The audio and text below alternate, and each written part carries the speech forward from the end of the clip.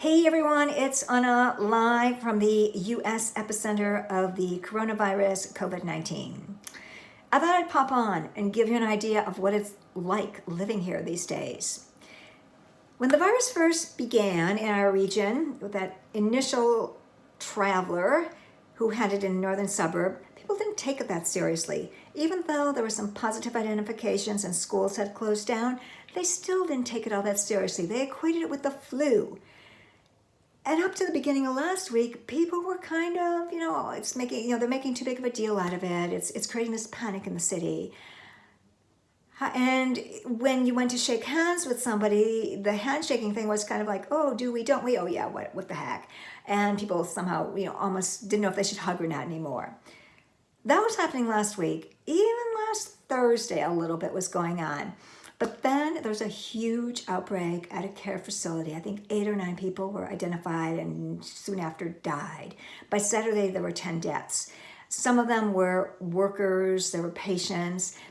The firefighters who had dropped people off there were identified. More schools closed because of positive identifications all around different regions. Companies were reporting it. It was getting out of control. And it wasn't just in one region, it was surrounding the city. By Saturday, there were, I think, 10 deaths of the virus and 30 or 39 people had been identified. We were identified as the US epicenter. Not something I wanted to hear. I knew we had a lot of cases, but I did not like hearing that.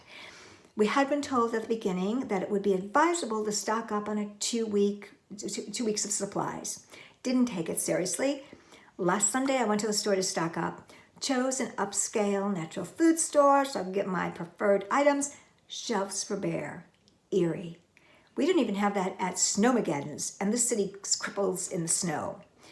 I went to other stores, and there were signs on the door of everything they were out of.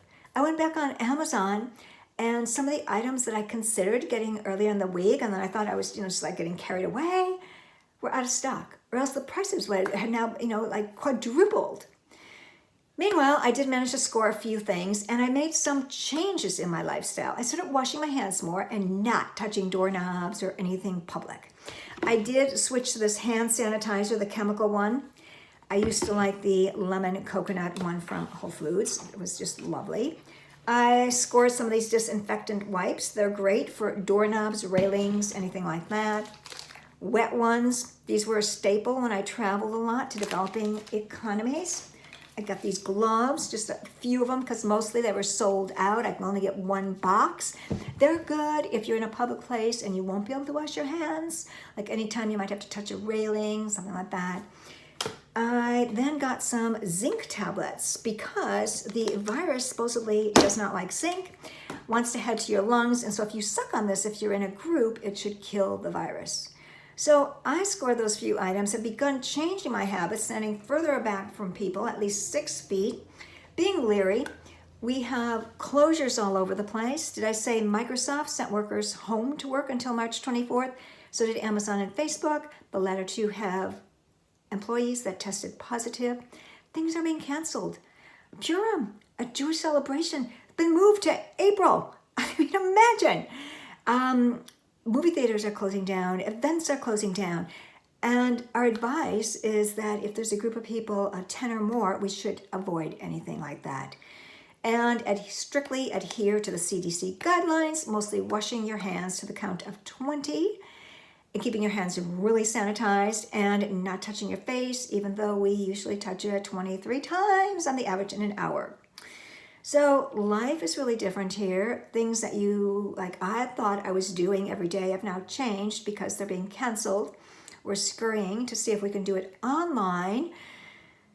And we continue to hear more news about additional deaths, additional closings, additional cases of positive identification. And I recall that the geneticists who identified the first and second cases as coming from the same strain had predicted and said, according to public health, the trajectory would be that the number of cases would double every 6 days. We have 70 cases. Yesterday there were 30 or 39. This morning I woke up, there's 70. I think it's 11 deaths. and we are trying to get things contained and under control. The city bought a motel to try to quarantine people in that motel.